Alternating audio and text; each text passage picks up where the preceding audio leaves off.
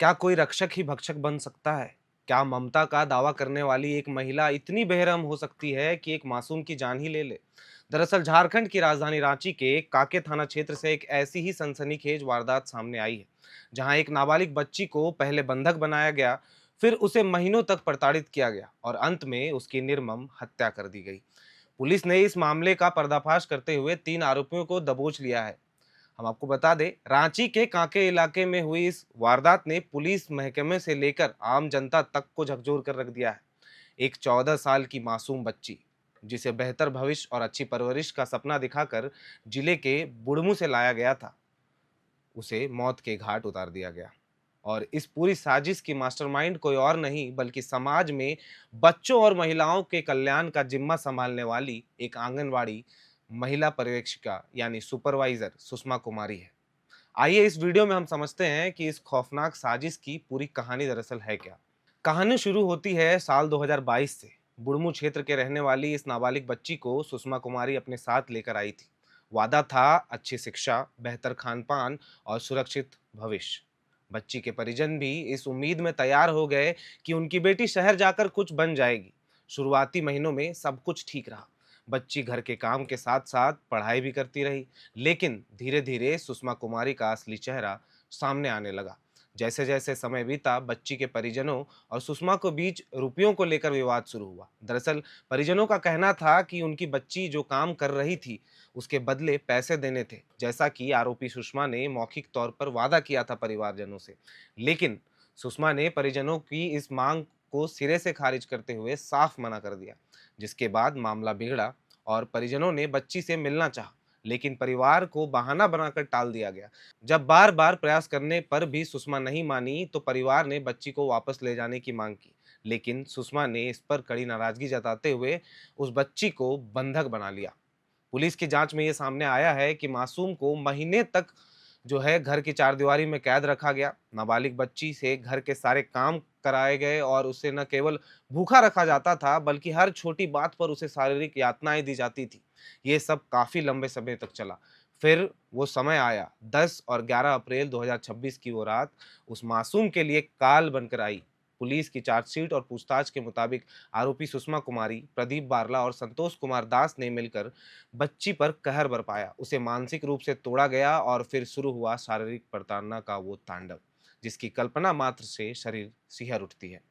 कैंची, प्लास, लाठी और रस्सी, इन सब का इस्तेमाल उस नन्ही जान को तड़पाने के लिए किया गया, जिसके बाद अंत में उसकी निर्मम हत्या कर दी गई।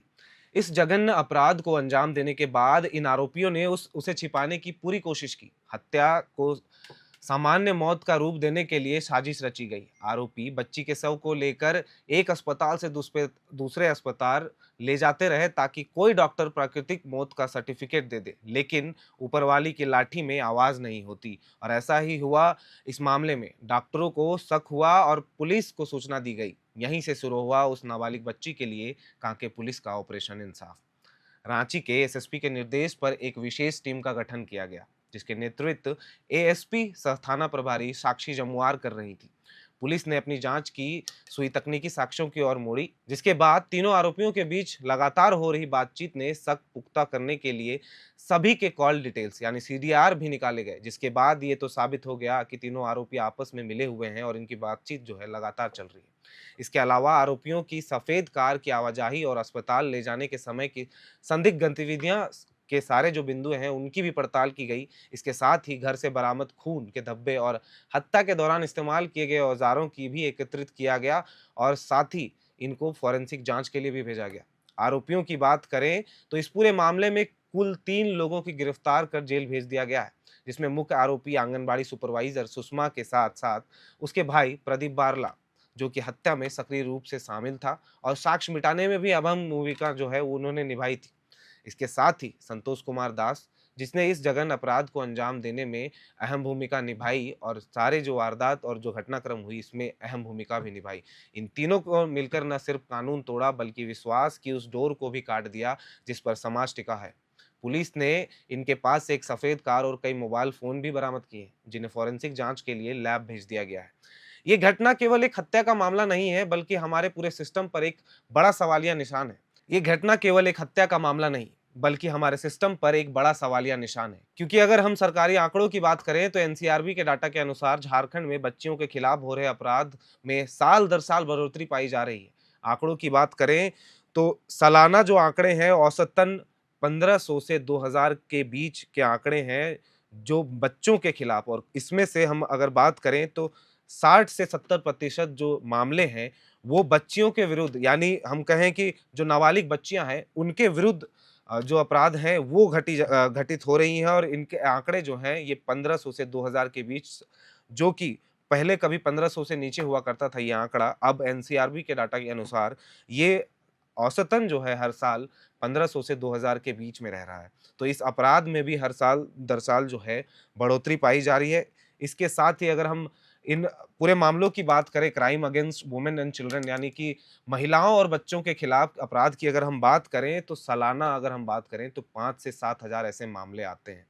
और इन सब के बीच अगर हम देखें पिछले कुछ अपराधों को और पिछले कुछ घटनाक्रमों को, अगर हालिया मामलों की भी अगर हम बात करें तो हमने आपको पिछली खबरों में भी दिखाया था कि किस तरह हजारीबाग के विष्णुगढ़ के कुसुम्भा गांव में एक नाबालिग बच्ची को सिर्फ एक अंधविश्वास के तहत जो है उसकी मां ने मौत के घाट उतार दिया। अगर हालिया मामले की बात करें और ताजा मामले की बात करें तो रातू थाना क्षेत्र में जो घटना हुई इस पिछले महीने, उसने भी सबको झकझोर के रख दिया। जहां एक मुंह बोली बहन को उसके भाई, जो गोद लिए हुए पिता थे, उनके बेटे ने बेरहमी से मार दिया। उसके बाद उसके शव को जाकर गया में दफन भी कर दिया और उसके अंतिम संस्कार भी किया गया, जिसके बाद गरुड़ पुराण का पाठ भी रखा गया उसकी आत्मा के शांति के लिए। ये तमाम घटनाक्रम हैं जो ये पिछले 2 महीने या हम कहें कि 1 महीने के अंतराल में घटी हैं, और वो भी ऐसी जगहों पर जहाँ पर हमेशा से कानून व्यवस्था पर सवाल उठते आए हैं। और हम ये सिर्फ़ इसलिए नहीं कह रहे क्योंकि ये अभी हालिया मामले हैं, क्योंकि ये आंकड़े जो हैं सरकारी आंकड़े हैं। एनसीआरबी के डाटा की बात करें या झारखंड पुलिस की डाटा की बात करें तो इस तरह के अपराध जो है खासकर बच्चों के खिलाफ, और जिसमें भी ज़्यादातर मामले पोस्को एक्ट के अधीन आते हैं, ऐसे मामलों में बढ़ोतरी, अगर हम बढ़ोतरी दर की बात करें तो 35 से 40% जो है इसमें बढ़ोतरी पाई गई है। और ये जो आंकड़ा है ये लगातार जो है हर साल जो है बढ़ता जा रहा है। तो ये हमने आपको कुछ आंकड़े और आकलन बताए। इसके बाद अगर इन सब के बाद कांके में जो हुआ उस नाबालिग बच्ची के साथ, वो सच बिल्कुल में डरावना है। एक आंगनबाड़ी सुपरवाइजर जिसे सरकारी तंत्र का हिस्सा माना जाता है, वो एक बच्ची को बंधक बनाकर रखती है और किसी को भी भनक तक नहीं लगती। वो भी पूरे 4 सालों तक। कहाँ था वो हमारा इंटेलिजेंस, कहाँ थी वो पुलिसिंग और कहाँ थे वो पड़ोसी जिन्होंने उस मासूम बच्ची की चीख नहीं सुनी इन 4 सालों के दौरान? सवाल तो कई हैं और जवाब भी हमारे और आपके बीच ही छुपा है, क्योंकि हम और आप ही जो हैं वो इस समाज का निर्माण करते हैं।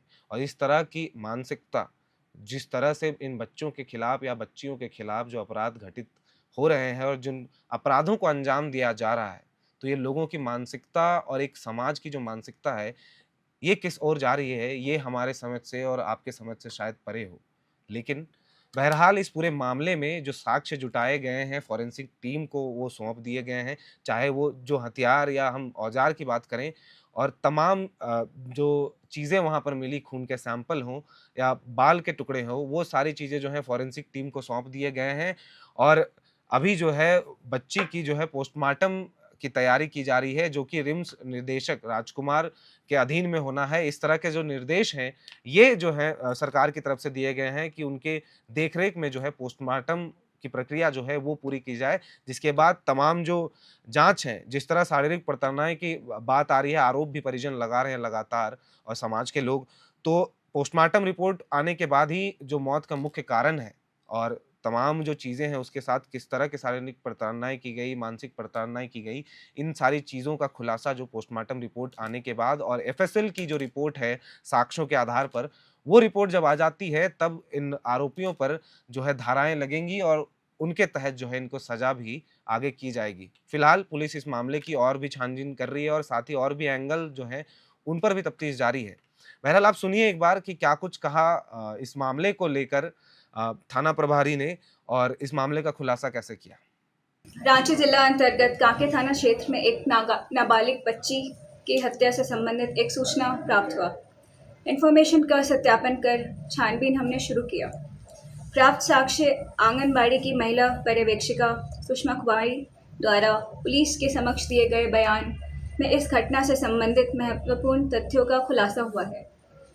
सुषमा कुमारी ने वर्ष 2022 के दौरान एक बच्ची 15 साल की उसको अपने साथ रखकर उसकी देख रेख, उसका पालन भरण पोषण करने की बात बोलकर बुढ़मू क्षेत्र से उनके परिजनों के पास से लाई थी। समय के साथ बच्ची के परिवार के साथ आर्थिक एवं अन्य कारणों से विवाद उत्पन्न हुआ। इसी क्रम में महिला एवं उसके सहयोगी भाई द्वारा बच्ची को घर में बंधक बनाकर रखने तथा उसके साथ अमानवीय व्यवहार किए जाने का साक्ष्य का प्राप्त हुआ है।